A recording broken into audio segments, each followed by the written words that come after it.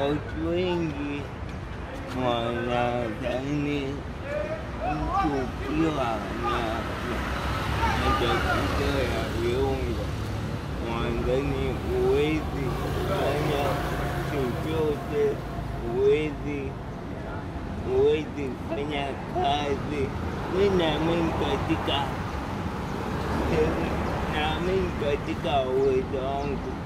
Mtu yoyote mwenye matatizo ya viungo, yaani kikubwa uwe na akili. Mtu ambaye hawezi kufanya kazi yake ni kuomba tu, huyo hana matatizo ya akili. Je, wewe unatumiaje akili yako? Unaweza ukawa una matatizo ya viungo ila akili unazo. Najua ukiwa na akili unaweza fanya chochote,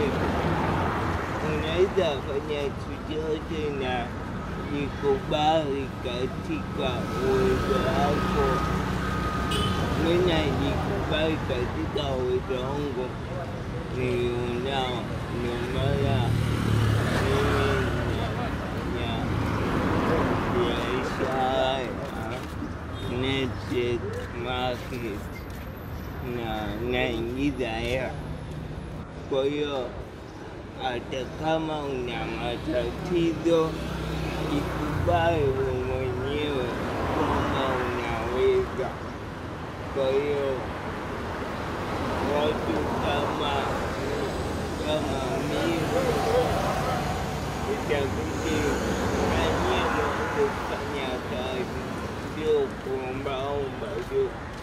Kuombaomba ni kama udhaifu, unaonyesha udhaifu sana na watu wanakudharau kwamba nikipita pale nikifanya nyuma hela. Sometimes mtu mwingine